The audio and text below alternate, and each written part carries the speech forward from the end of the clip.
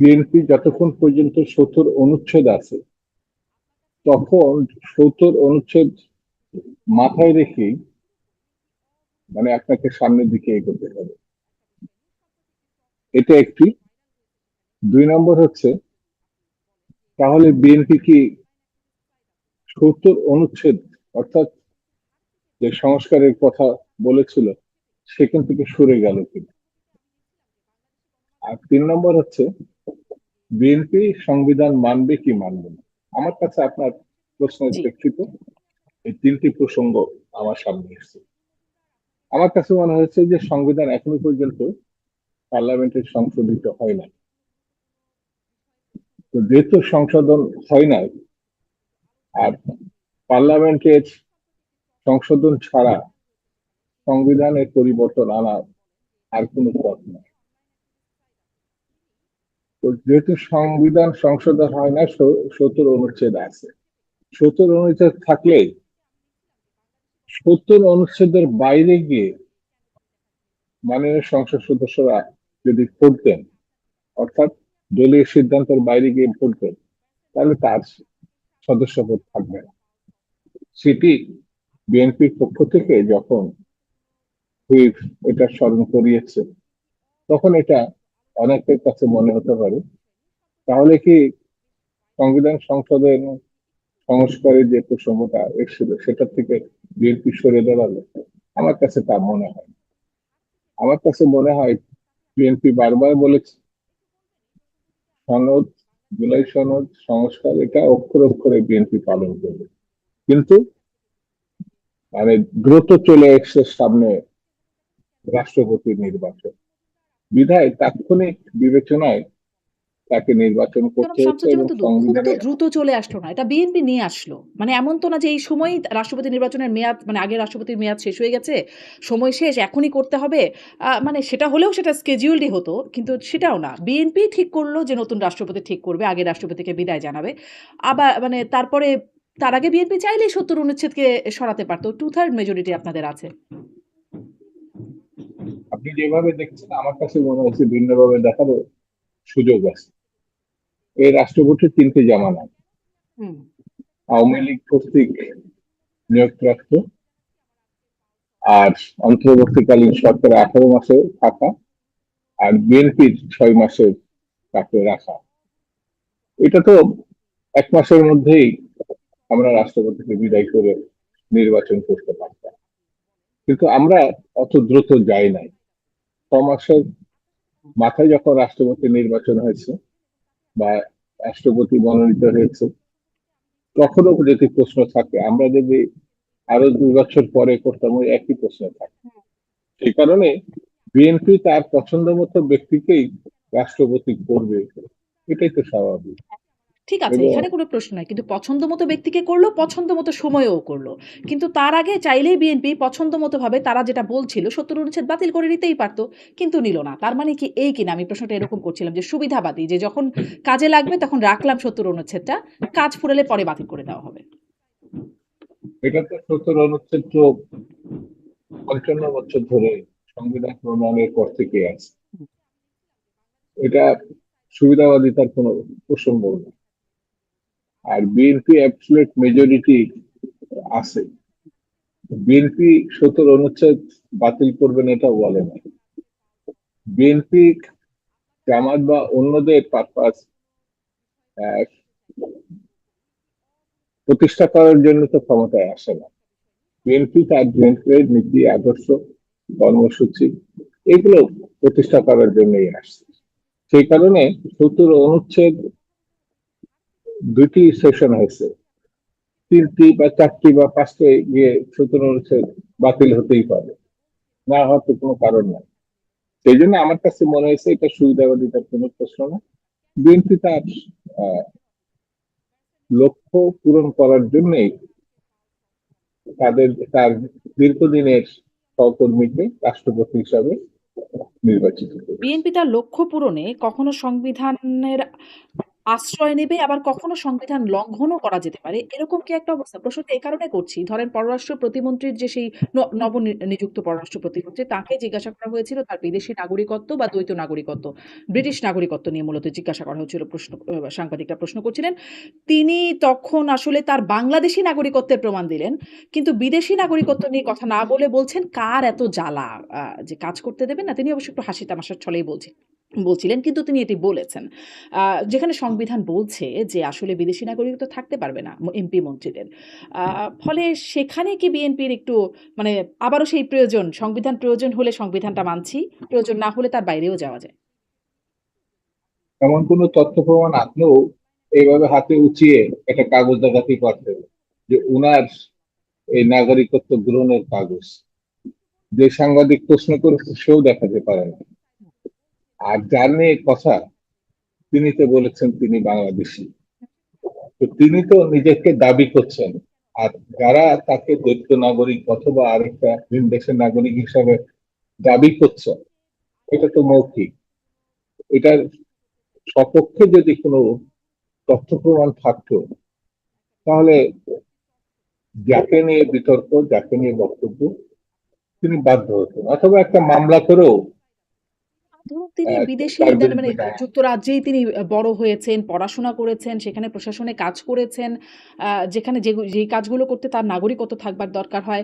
ফলে তার নাগরিকত্বটা ধরে নেয়া যেতে পারে। কিন্তু তাকে যখন প্রশ্ন করা হলো তিনি কিন্তু এটা বললেন না। ধরে নেওয়ার ব্যাপার তিনি না। কিন্তু বললেন না। মানে তাকে তো সংবিধানে সরাসরি প্রশ্ন করা হয়েছিল। না, সংবিধান অনুযায়ী ধরে নেওয়ার কোনো সুযোগ নেই।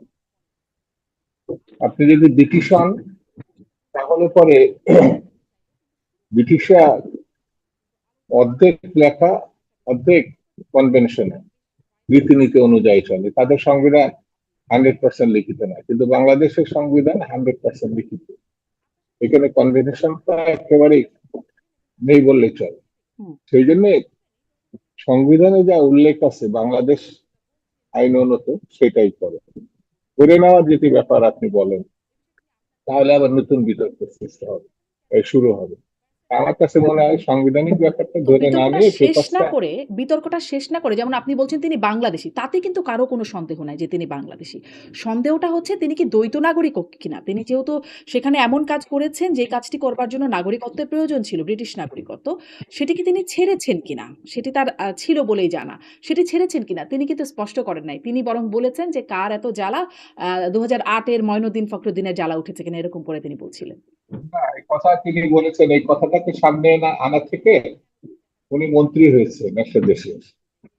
একটা মানুষ একটা মন্ত্রী পর্যায়ে গেছে।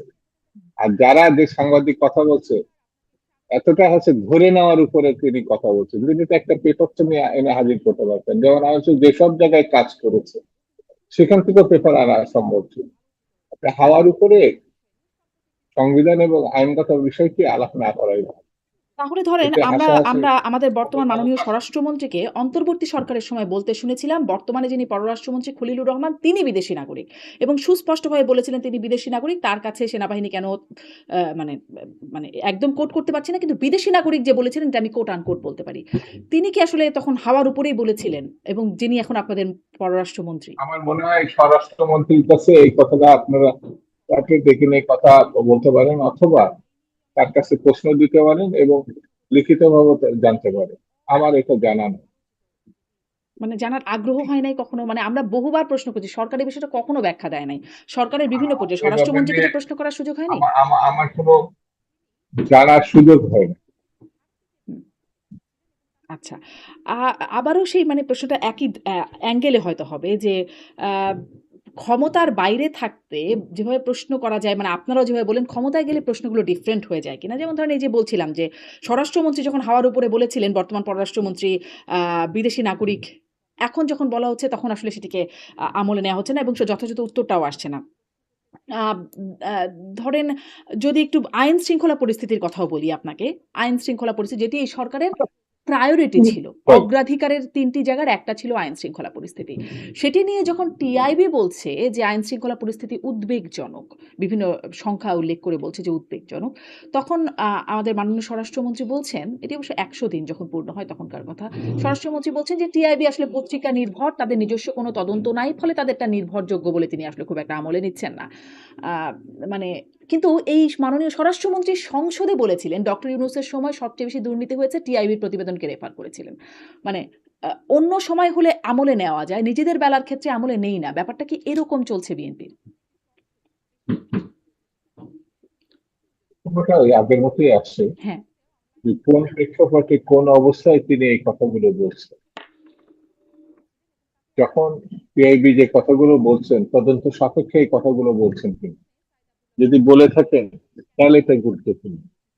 আর তিনি যদি পত্রিকার নিউজ নির্ভর মানে সংবাদ পরিবেশন করে থাকেন তাহলে আরেক ধরনের। তো সম্মানিত স্বরাষ্ট্রমন্ত্রী কোন বিবেচনা থেকে এই কথাটা বলেছেন আমার জানা নেই, তবে স্বরাষ্ট্রমন্ত্রী পিআইবি বলছে বলে সেটা তাকে মানতে হবে এমন তো নাও হতে পারে। তার নিজস্ব সোর্স বা তার, যেহেতু তিনি এখন নিজেও সরকারে আছেন, হুম। তিনি স্বরাষ্ট্রমন্ত্রী বটে, সেই বিবেচনা তো তার থাকতে পারে। সেই কারণে সেই কথা হয়তো তিনি বলে থাকবেন যে পিআইবি বললেই সেটা অ্যাকসেপ্টেবল, আর না মানে না করা যাবে না, এমন তো না হতো। তারা টিআইবি যখন আওয়ামী লীগের কথা বলতো, টিআইবি আওয়ামী লীগ সরকারের সময় বিভিন্ন আসলে খুব প্রশংসা করত না।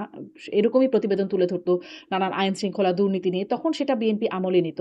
অন্তর্বর্তী সরকারকে যখন দুর্নীতিগ্রস্ত বলল, তখনও সেটা বিএনপি আমলে নিয়ে সংসদে স্বরাষ্ট্রমন্ত্রী বললেন। কিন্তু এখন যখন বিএনপি সরকারের সময়কার কথা বলছে, তখন সেটিকে আসলে মানে আমলযোগ্য মনে হচ্ছে না।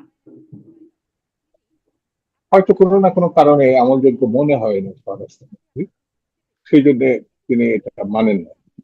আর একই প্রতিষ্ঠানের সবটা সময় মানে ১০০ ভাগ বললেই তাহলে তো এটা কোরআনের বাণী হয়ে যাবে। হুম, এটা কোনো ত্রুটি বিচ্যুতি বা কোনোভাবে বাদ দেওয়া যাবে না। আপনার যুক্তি অনুযায়ী আমার কাছে যেটা মনে হচ্ছে, হুম। টিআরবি ওইটা মানছে, টিআরবি ওইটা মানছে, টিআরবি ওইটা মানছে, এটা কেন মানবেন না? যিনি মানেননি তিনি স্বরাষ্ট্রমন্ত্রী, তার কোনো না কোনো বক্তব্য আছে আগের যে এই স্বরাষ্ট্রমন্ত্রীও কারণে কিন্তু কি। মানতেন না। শামসুজ্জামান যদি আপনার মনে আছে, যখন আসাদুজ্জামান কামালকে জিজ্ঞাসা করা হতো, তিনি বলতেন এগুলো আসলে তিনি আমলে নেন না। এই ধরনের বক্তব্য, বা ধরেন আইনমন্ত্রীকে, তখনও তারা সেই সময় আওয়ামী লীগ আসাদুল সরকারের কথা বলছে। কামাল আর সালাউদ্দিনকে আমি এক পাল্লায় মাপতে চাই না, এটা আপনার কাছে থাকতে না, পারে। না, এক পাল্লায় মাপার কিন্তু বিষয় না। মানে একটা সুনির্দিষ্ট বিষয়ে এখন প্রতিক্রিয়ার কথা ১৭ বছর বলছি। ১৮ বছর যাক, ১৭ ১৮ বছর যাক, তারপরে আমরা এটা দেখবো। অন্তত ১০০ ২০০ জন গুম করুক সালাউদ্দিন সাহেব, হুম, হত্যা করুক অন্তত ১০ থেকে ২০ হাজার, তারপরে কামালের সঙ্গে সালাউদ্দিনের তুলনা করে তখন বোঝার চেষ্টা করুক। হুম, হুম, এখনই সালাউদ্দিন আর কামালের বিষয়টা এক করা ঠিক হবে না। হুম, এক এখন করা যদি হচ্ছে না। আপনি আমি জাস্ট এটা প্রশ্ন আদার করছিলাম যে আদার না না সুনির্দিষ্ট না না, বিষয়ে আপনি প্রতিক্রিয়া। আদারের নেন না, টিআইবির আপনি যদি বিষয়ে শেখ প্রতিক্রিয়া। হাসিনা শেখ হাসিনার অনুসারী হয়ে থাকে তাহলে আপনি এটা বলতে পারেন, নো ডাউট। কিন্তু তার বাইরের যদি মানুষ হন, তার যদি ইতিহাসটা আপনি জানেন, তার সঙ্গে একটা ৬ মাসের নির্বাচিত গণতান্ত্রিক সরকারের স্বরাষ্ট্রমন্ত্রীর তুলনা যখন করবে, তখন এটা মানা খুব কঠিন। আমি আমাকে বুঝাতে পারিনি। আমি আসলে তুলনা করছি না কিন্তু। আমি শুধুমাত্র একটা সুনির্দিষ্ট বিষয়ে প্রতিক্রিয়ার কথা বলছি। বিষয়বস্তু হচ্ছে টিআইবির প্রতিবেদন। টিআইবির আমার প্রতিবেদনে, হয়তো বুঝতে ভুল হয়েছে। হ্যাঁ, আমিও বুঝাতে পারিনি আপনার হয়তো। কামাল আর সালাউদ্দিনের ব্যাপারটা ওই স্বরাষ্ট্রমন্ত্রী এই স্বরাষ্ট্রমন্ত্রী তুলনার ব্যাপার না, দুটোই তো স্বরাষ্ট্রমন্ত্রী। হুম, একটা আওয়ামী লীগের হুম, আর একটা হচ্ছে বিএনপি। হুম, একটা হচ্ছে খুনি সরকারের পালিয়ে যাওয়া প্রধানমন্ত্রীর সহযোগী, আর একটা এখন জনপ্রিয় সরকারের স্বরাষ্ট্রমন্ত্রী তারেক রহমান সাহেব স্বরাষ্ট্র। তো এটা তুলনার ব্যাপার না, হুম, আপনি দুটো প্রসঙ্গ নিয়ে আপনি কথা বলেছেন, হুম। আমি সেটাকে বলছি আমি শুধুমাত্র টিআইবির প্রতিবেদনে প্রতিক্রিয়ার প্রসঙ্গটা। টিআইবির প্রতিবেদনে আওয়ামী লীগ সরকার, অন্তর্বর্তী সরকার এবং বিএনপি সরকার কে কেমন জয়দিনের প্রতিক্রিয়া দিচ্ছে? প্রতিবেদনেও আমি বললাম এটা হ্যাঁ, কোরআনের বাণী না, তখন এটা কেন একেবারে কোরআনের বাণী মনে হতো তাহলে? প্রতিটাই আমাকে মানতে হবে, মানে তখন কেন প্রতিটাই এটি ঠিক খুব আছে, গ্রহণযোগ্য মনে হতো? প্রতিটার উদ্দেশ্য একেবারে অমলিন। এটা আমার কাছে, আমি তো আপনাকে স্পষ্ট করে বললাম যে সবটাই ঠিক আছে, এটা আমি আমার কাছে মনে হচ্ছে না, এই জন্য মানার প্রসঙ্গটা থাকছে না। হুম। আচ্ছা, মানে তখন সবটা ঠিক মনে হতো বা অন্তর্বর্তী সরকারের সময়ও ঠিক মনে হলো বলে সংসদেও রেফার করলেন। এজন্যই আমি আসলে প্রশ্নটা করছিলাম। বা ধরেন টিআইবির প্রতিবেদন বা সেটা যদি নাও বলি জাতিসংঘের প্রতিবেদনের কথা। জাতিসংঘ বলছে যে বাংলাদেশে আল কায়েদার উপস্থিতি নিয়ে তারা উদ্বেগ প্রকাশ করছে। জাতিসংঘ নিরাপত্তা পরিষদে এই মানে তাদের প্রতিবেদনে এরকমটা বলছে। কিন্তু স্বরাষ্ট্রমন্ত্রী আসলে সেটিকেও আমলে নিচ্ছেন না। তার আগে অবশ্য তিনি বলেছিলেন যে জঙ্গিবাদ এটি আওয়ামী ফ্যাসিবাদী সরকারের একটা বয়ান, তাদের ন্যারেটিভ এটি বাংলাদেশে জঙ্গিবাদ নেই। এখন জাতিসংঘ বলছে আর মাঝখানে কয়েকদিন কিন্তু খুব বোমা আতঙ্ক একটা দেখলাম। এখানে বোমা বিস্ফোরণ, সেখানে বিভিন্ন জায়গায় বোমা বিস্ফোরণের ঘটনা ঘটলো। আ মানে জাতিসংঘের প্রতিবেদনও এখন আমলে নেওয়ার মতো মনে হচ্ছে না। কিন্তু ধরেন যখন আওয়ামী লীগ সরকারের সমালোচনা হয়েছে বা অন্তর্বর্তী সরকারের কিছু হচ্ছে সেটি তো বিএনপি আমলে নেয়। মানে আপনাদের সময় যখন প্রতিবেদন দেয় তখন আমলযোগ্য কম হয় কেন? জাতিসংঘ নিয়ে আমি কম কথা বলতে চাই এই জন্যে, বিশ্বের সব থেকে খুনি যে রাষ্ট্র উঁচু কথা করছে 70-80 বছর ধরে, হুম। ইসরায়েল আপনার ফিলিস্তিনিদেরকে, সেই প্রসঙ্গ বাদ দিক আপনি বাংলাদেশে তারা আল কায়দার অস্তিত্ব খুঁজে পাচ্ছে এবং এটাকে সারা বিশ্বে একটি অন্যতম বিষয় বলে মনে করছে এবং সেটাকে আপনি গুরুত্বপূর্ণ হিসাবে ধরেছেন। আপনার স্বাভাবিক, বাংলাদেশ শান্তিপূর্ণ একটি দেশ, সেখানে আল কায়দা জাতিসংঘ পেয়ে গেছে, এটা কি ধরনের কথা। তবে চট করে আমি মন্তব্য করছি না এই কারণে, জাতিসংঘ বলেছে, সরকারও এটা সিরিয়াসলি দেখার মতো বিষয়গুলো মনে করছে না। আমার মনে হয় আরেকটু অপেক্ষা করে আরো আমরা বিশ্লেষণ করি যে সরকার ঠিক আছে না জাতিসংঘ ঠিক আছে, যারা 80 বছর ধরে মানুষ হত্যা করলো সেই শক্তিকে ঠেকানোর এবং সত্যিকারের ভূমিকা রাখতে পারে না, তারা এখানে আবার কোনো ঘটনাই নাই, তারপরে আল কায়দা খুঁজে বের করছে। স্বাভাবিক কারণে এই নিয়ে জাতিসংঘ মন্তব্য তো করা। এই যে এত বছর ধরে ইসরায়েলের ব্যাপারে তারা বলছে না। কিন্তু যখন বাংলাদেশের জুলাই হত্যাকাণ্ড নিয়ে তারা মানবাধিকার সংস্থার প্রতিবেদন দিল জাতিসংঘ, সেটিকে তো সবাই খুব আমলে নিল। তখন তো কেউ বলল না যে আসলে জাতিসংঘ তো ইসরায়েলের ব্যাপারে বলছে না। এ ব্যাপারে বললে আমরা নিব কেন আমলে? তখন তো আমরা সবাই আসলে সেটাকে গ্রহণই করলাম। সবার কথা আর আমার কথা একটু ভিন্ন হতে পারে।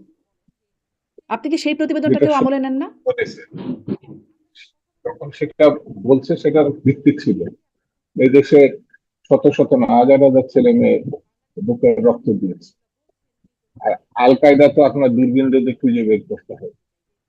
তো সেটা আর আপনি এই আন্দোলনের সঙ্গে যারা ঘটনা ঘটছে এটা তুলনা করাই তো আন্দোলনকারীদের সম্বন্ধে আপনার দৃষ্টিভঙ্গি এবং উপস্থাপক এটা আপত্তিকর। যার কোনো অস্তিত্ব নেই আল কায়দা, তার সঙ্গে আপনি দৃশ্যমান 24 গণঅভ্যুত্থানের ঘটনার সঙ্গে আপনি তুলনা করছেন। এইভাবে আমি আমার মনে হয় তুলনা করা ঠিক না। আসলে আমার দৃষ্টিভঙ্গিতে তো আসলে জনগণের কিছু যায় আসে না। কিন্তু সরকারের দৃষ্টিভঙ্গিতে কিন্তু যায় আসে। সরকার আসলে ওই সময় আপনার কি জাতিসংঘের কাছে যায় আসে না আসে এটা কোনো ব্যাপার না, আপনার সঙ্গে আমি টকশো করছি, হুম, আপনি আপত্তিকর কথা বললে সেটা আমাকে মেনে নিয়ে টকশো করতে হবে, এটা তো একদম ঠিক না। না। একদমই না। ব্যাপারটা তা মোটেই না। আমি শুধুমাত্র সরকারের প্রতিক্রিয়ার কথা আপনাকে জিজ্ঞাসা করছি যে, ওই সময় যখন জাতিসংঘ প্রতিবেদন দিল, তখনও কিন্তু জাতিসংঘের সেইম রেকর্ড। ইসরায়েলের বিষয়ে তাদের একই রকম অবস্থান। এই সময় যখন জাতিসংঘ বলছে নিরাপত্তা পরিষদ, তখনও তাদের একই অবস্থা। তাদের রেকর্ডটা সেইম। কিন্তু প্রতিক্রিয়ার ব্যাপারটা ভিন্ন। ওই সময় আপনারা গ্রহণ করলেন, এই সময় আপনারা গ্রহণ করছেন না। যেটা গ্রহণ করা সেটা আমরা গ্রহণ করবো, আর যেটা আমরা গ্রহণ করা না সেটা আপনি বললেও তো গ্রহণ করবো না। মানে অন্যের বিরুদ্ধে গেলে গ্রহণ করবেন, নিজের বিরুদ্ধে গেলে না। এরকম কি কোনো ব্যাপার? না না, আপনার যেটা গ্রহণ করা, যেটা মনে হয় যে এটা সত্যিকারের ঘটনা, হুম, গ্রহণ করবো। হুম। আমরা ভারতে কি ঘটলো, আপনি কি বললেন, সেটা আমাকে মেনে নিতে হবে। আমি যেটা বলছি সেটাই সত্য এবং সেটাকে আপনাকে মানতে হবে। আর না বললে, না মানলে প্রয়োজন নাই। হুম। মানে আপনি এ আমাকে মানাবেনই, কোনো কারণ নাই তো। মানে জাতিসংঘ কি বলল, টিআইবি কি বলল সেগুলো আসলে খুব মানার বিষয় না। আ আপনারা যেটা বলছেন সেটা ঠিক। যেটার সঙ্গে বাস্তবতা আছে, যে কারণে মানুষ আমাদের ভোট দেয়, মানুষ আমাদের বিশ্বাস করে, স্বাভাবিক কারণে আমি আমি সেই দলকেই তো আমি সমর্থন দিব। হুম, আমি আওয়ামী লীগ নিষিদ্ধ হয়, আওয়ামী লীগের পক্ষে কেউ থাকে না, সেই দলকে তো আমি সমর্থন দিব না। জি। এই আপ জায়গায় যদি আপনার সঙ্গে আমার ভিন্নতা থাকে, থাকতেই পারে। তা তো বটেই। আপনি ঘুমের কথা বলছেন যে এই সরকারের ৬ মাসে এত হয় নাই মানে মানে আমি যখন আইন শৃঙ্খলা পরিস্থিতির কথা বলছিলাম বা আগে স্বরাষ্ট্রমন্ত্রীর সাথে তুলনার প্রসঙ্গে আপনি একটু বলছিলেন। ধরেন এই আমাদের বর্তমান বিরোধী দলের পক্ষ থেকে বলা হচ্ছে যে ৫১২ জন এই ৬ মাসে গুম হয়েছে। অবশ্য স্বরাষ্ট্র আইনমন্ত্রী বলছেন যে একজনের অভিযোগ পাওয়া গেছে, সেই বিষয়ে খোঁজ খবর নেওয়া হচ্ছে। আহ, আহ, মানে অভিযোগগুলোর ক্রেডিবিলিটি নিয়ে একটু অসুবিধা হয়ে যাচ্ছে কিনা। আপনাদের এখন বলছেন 512 জন, তখনও কিন্তু বিরোধী দল মানে আওয়ামী লীগের সময়ও বলেছে এরকম এত এত গুম, আওয়ামী লীগ সেটাকে অস্বীকার করছে। এখন তারা একই রকম ভাবে অভিযোগ করছে 512 জন 6 মাসে গুম হয়েছে, বিএনপি অস্বীকার করছে, বিএনপি বলছে একজনের ব্যাপারে অভিযোগ আছে। আবার ধরেন আমাদের মাননীয় স্বরাষ্ট্রমন্ত্রীও গুম হয়েছিলেন আওয়ামী লীগ আমলে, কিন্তু বিরোধী দলের পক্ষ থেকে বলা হয় যে সেই সময় শিলংয়ে বসে তিনি নুডলস খেতে খেতে, যখন তিনি গুমরত অবস্থায় শিলংয়ে বসে নুডলস খেতে খেতে মিটিংয়ে অংশগ্রহণ করতেন। ফলে মানে একটা অভিযোগের ক্রেডিবিলিটি একটু প্রশ্নবিদ্ধ হয় কি। আমার মনে হয় কোথাও একটা ভুল হচ্ছে। আজকে আমি দেখেছি পত্রিকাতে 501 গুমের বিষয়টি যে উল্লেখ করছে সে ভুল বলেছে। 512 জন, হ্যাঁ। এখানে কোনো সম্ভবত এটা পত্রিকাতেও আছে, নিউজ এসেছে। তো স্বাভাবিক কারণে যেভাবে 501 কথায় যে মুক্ত যে বলেছে গুমের প্রসঙ্গ সে বলে না, সে অন্য কোনো ভাবে এটা ব্যাখ্যা করতে চাইছে। এটা আমি ঠিক এখন পরিষ্কার ভাবে সেই পত্রিকাটা হাজির করতে পারছি না, আজকে আমি দেখেছি। সেই জন্য আমার কাছে মনে হয়েছে দু একজন যে গুম হয় নাই অথবা নিহত হয় নাই এটা আমি বলবো না। আইন শৃঙ্খলা পরিস্থিতি একেবারে চমৎকার এটাও আমি বলছি। কিছু কিছু জায়গায় কিছু কিছু অসঙ্গতি আছে, কিছু কিছু জায়গায় হত্যাকাণ্ড আছে, নিহত হয়েছে।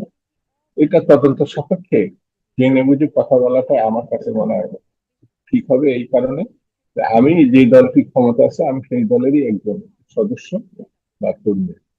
তাৎক্ষণিকভাবে না বুঝে আমার মনে হয় আমার পক্ষে বলা খুব কঠিন। মানে ফলে সেই দলের বিরুদ্ধে যদি কিছু যায় বা সেই সরকারের বিরুদ্ধে যায়, সেটিকে আসলে আমলে নেওয়াটাও কি আপনাদের পক্ষে কঠিন। বিরুদ্ধে মানে খুন হলে তো খুন হয়েছে, সেটা তো আপনাকে বলা, তো এটা তো দলের বিপক্ষেই যায়, তাহলে আমি নিব না কেন? আচ্ছা, আপনার কাছে কি মনে হয় আসলে 180 দিনের একটা সবাই বেশ একটা ইভ্যালুয়েশন করছে, মূল্যায়ন করছে যে কেমন হলো। আপনার কাছে আসলে আইন শৃঙ্খলা পরিস্থিতি কি মনে হয়? স্বরাষ্ট্রমন্ত্রী যেমন বলছেন আইন শৃঙ্খলা পরিস্থিতির অনেক উন্নতি হয়েছে। আসলে আপনার কাছে কি মনে হয়? আপনি একজন অনেক রাজনীতিবিদ, উন্নতি। একজন নাগরিক। আমি স্বরাষ্ট্রমন্ত্রীর সঙ্গে একমত যে 18 মাসের যে অন্তর্বর্তীকালীন সরকার ছিল তার থেকে অপসংস্কৃতি, হত্যাকাণ্ড, অব্যবস্থাপনা, লুটপাট আর দখলদারি এর থেকে অনেকটাই ডেভেলপ করছে, ওনার একটা ভালো হয়েছে। আর আওয়ামী লীগের তো সীমাহীন একটা ঘটনা 18 মাসের, 18 বছরের ছিল। সব বিবেচনায় এখনো পর্যন্ত এই তিনটে সময় বিএনপি অনেকটাই নিয়ন্ত্রণে আনছে, পুরোটা বলবো না কিন্তু অনেকটাই নিয়ন্ত্রণে আসছে তুলনামূলক ভাবে। তুলনামূলক ভালো। টিআইবির প্রতিবেদনটাকে অবশ্য আপনারা যারা বলছে উদ্বেগজনক, সেটাকে আমলে না নিলেও পুলিশ সদর দপ্তরের যে প্রতিবেদন ধরেন সেখানে আ আ অন্তর্বর্তী সরকারের সময়ের শেষ ৬ মাস আর বিএনপি সরকারের প্রথম ৬ মাসের একটা তুলনামূলক পর্যালোচনা আছে, মানে পরিসংখ্যান আছে। ডাকাতি বা দস্যুতা অন্তর্বর্তীকালীন সরকারের শেষ সময় হয়েছে ১,২৮৮টি, আর বিএনপি সরকারের প্রথম ৬ মাসে ১,১৬৯। সংখ্যাটা মানে আপনি একটু খেয়াল করবেন, খুব কাছাকাছি। খুন ১,৭৮০ আর আপনাদের সময় ১,৭৮৯। ছিনতাই ৪৬০, ৪০৫। নারী ও শিশু নির্যাতন ১০,০৯০, আপনাদের সময় ১১,১৬৫। অপহরণ ৫৬৩, আপনাদের সময় ৫১২। পুলিশের উপর হামলা ২৭৫, আপনাদের সময় ৩১৭। চুরি ৬,৭৭২, আপনাদের সময় ৬,৩৯৯। খুব কি আসলে মানে উন্নতি হলো? পরিসংখ্যান কি আপনাদের আপনি পরিসংখ্যান কি তাই যেভাবে বলে? আপনি সবকিছু জোগাড় যন্ত্র করে টিআইবির কাছ থেকে আপনি নিয়ে আসছেন এবং বলার জন্য যেভাবে সাজাইছেন, এইটা পেপারসটা আমার কাছে থাকলে আমি ভালো করে বলতে পারবো। আমি তো তুলনামূলক ভাবে বেটার বলেছি।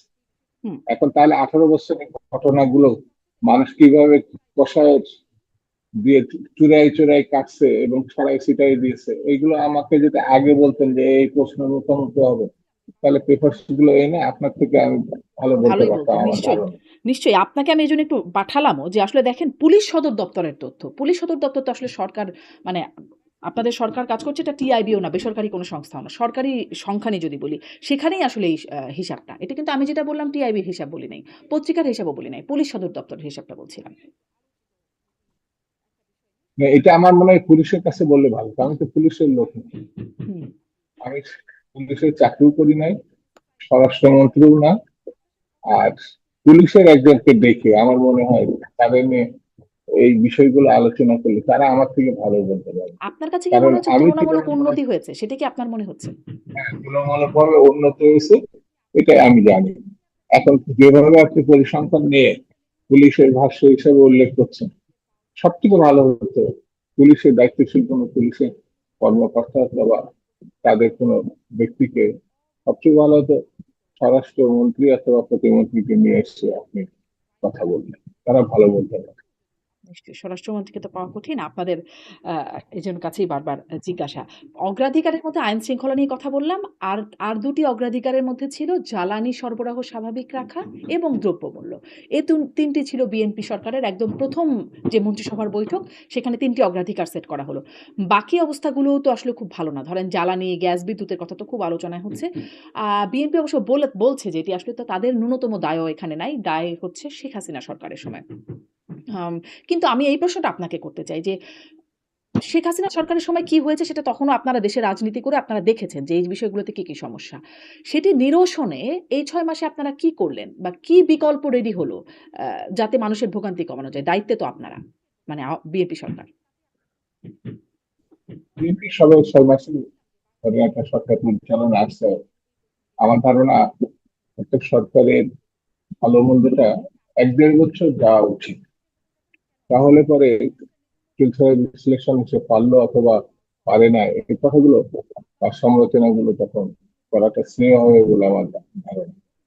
তবে মানে যতদিন থাকুক না কেন, সাধারণ মানুষ যখন ক্ষতিগ্রস্ত হবে, কষ্টে থাকবে, বিপদে থাকবে অথবা কোনো আতঙ্কের মধ্যে থাকবে, তখন 7 দিনের সরকার না 7 মাসের সরকার, এগুলো খুব বড় হিসেবে দেখা যায়।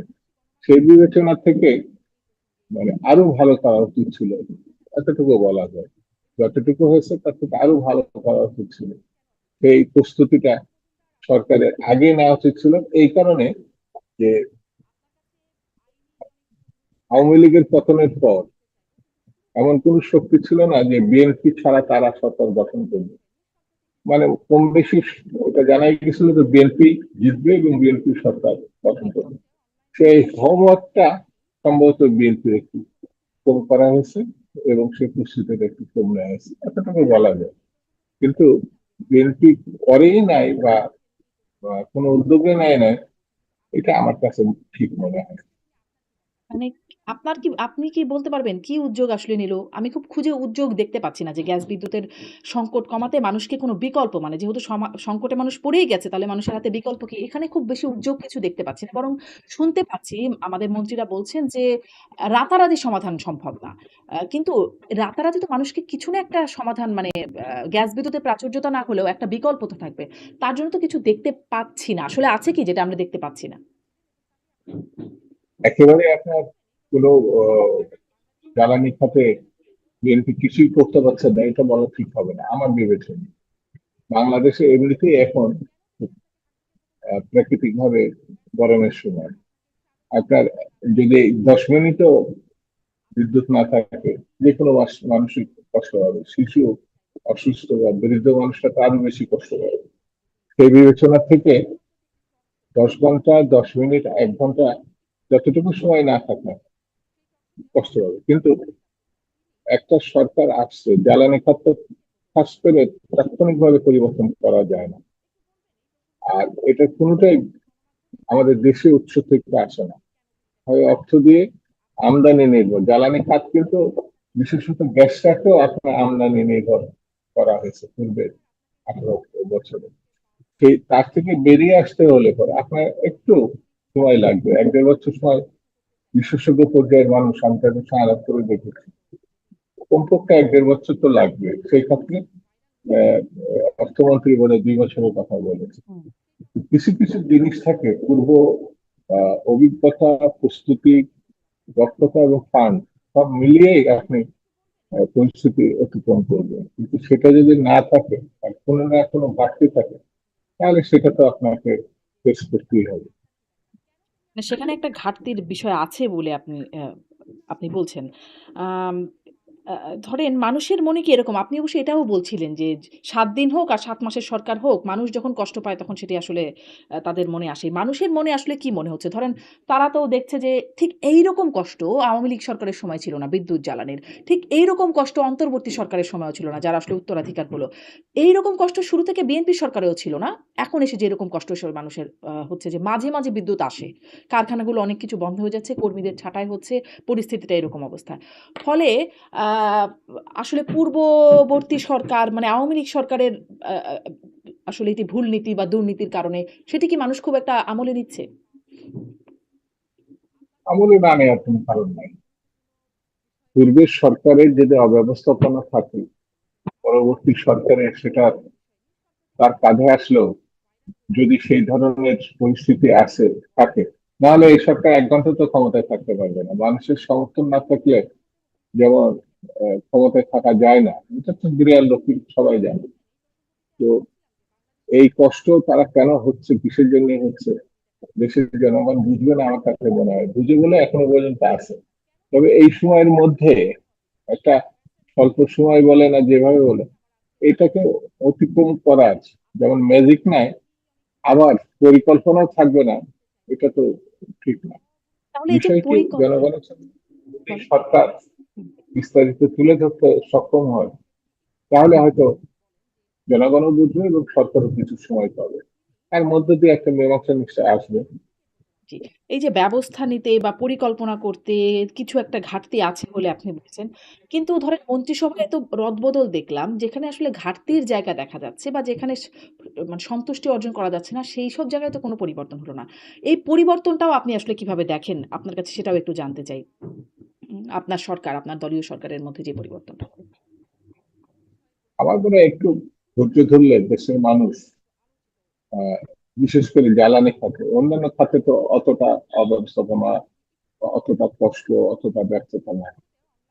জ্বালানি খাতে যে অবস্থাটা দাঁড়াইছে সেটা কিছুদিনের মধ্যেই মীমাংসা হবে বলে সরকার পক্ষ থেকে প্রত্যাশা করা হয়েছে।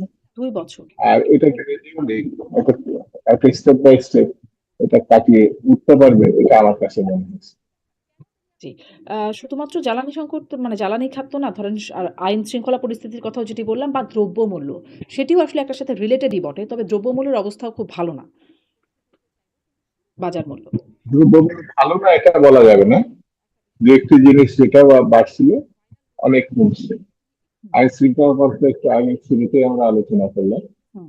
আইন শৃঙ্খলার ক্ষেত্রে কিছু বক্তব্য আছে আর জ্বালানি খাতের বক্তব্য আছে। আমার মনে হয় তুলনামূলকভাবে বাজার ব্যবস্থা ঠিক আছে, আর আইন শৃঙ্খলা ধীরে ধীরে উন্নতি হচ্ছে। জ্বালানি খাতটা যদি সামলে উঠতে পারে সরকার, তাহলে আমার মনে হয় বিতর্ক এড়িয়ে যেতে পারে। Thank you. জ্বালানি খাতটা ঠিক করতে পারলে। একটু এটা বলবেন যে তাহলে কিসের ভিত্তিতে এই রদবদলটা হলো? মানে কি কারণে বা কি প্রয়োজনে এই রদবদল হলো মন্ত্রিসভায়? মন্ত্রিসভায় খুব বেশি রদবদল হয়েছে এটা আমার মানে কিছু মনে নতুন হয় না। সংযোজন হয়েছে ৫ জন এবং তথ্যমন্ত্রীর জায়গাটা পরিবর্তন হয়েছে। হ্যাঁ, নতুন কিছু ইয়ে আছে, এটা আমরা আপাতত প্রধানমন্ত্রীর কাছে ছেড়ে দিই।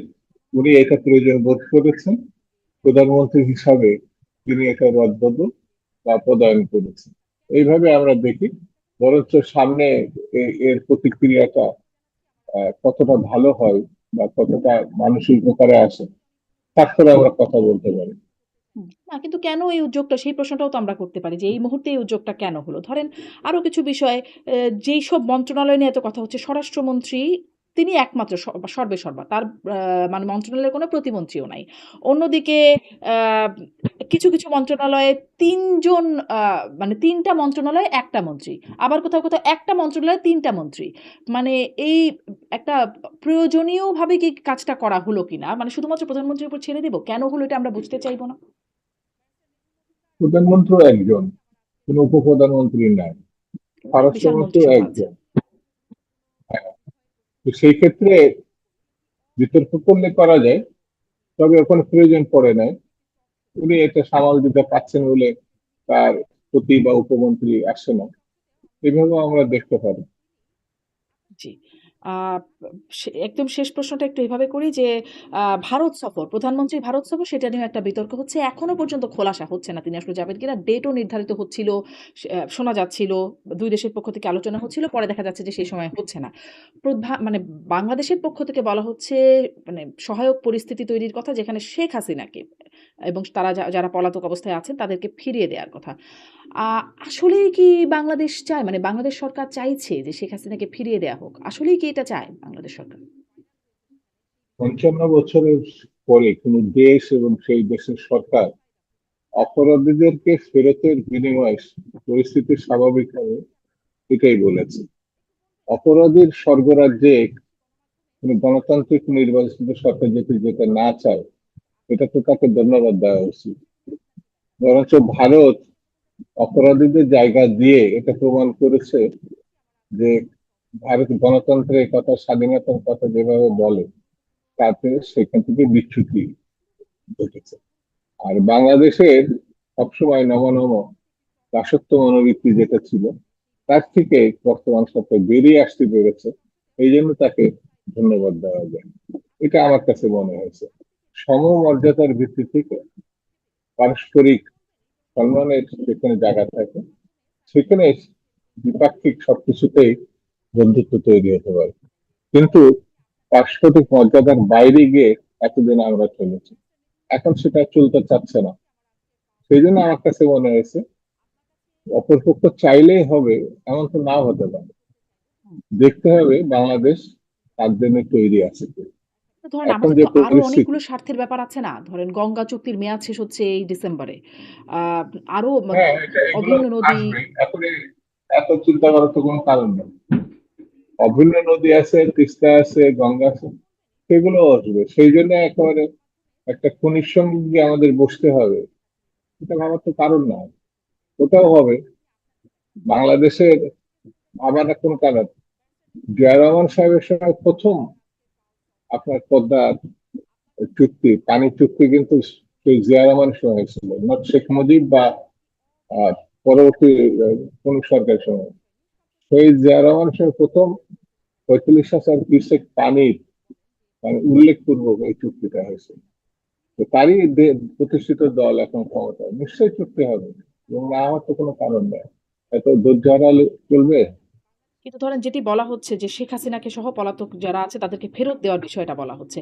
এখন তারাই তো বলছে তারা ডিসেম্বরে চলে আসবে। এই বিষয়টি কি একদম মানে একটা আ মানে ইস্যু করার কোনো খুব কারণ আছে? কারণ কারণ যেটা বাংলাদেশ সরকার চাইছে সেটা এখন তারাও বলছে তারা ডিসেম্বরে আসবে। আপনি প্রধানমন্ত্রী হলে হয়তো ইস্যু করতো না। আপনি তো প্রধানমন্ত্রী না, আমিও প্রধানমন্ত্রী না। হুম। যেহেতু আমাদের মাননীয় প্রধানমন্ত্রী জনাব তারেক রহমান, তিনি এটা মনে করেছেন এটা এই মুহূর্তে জরুরি প্রসঙ্গ। বাংলাদেশের সর্ব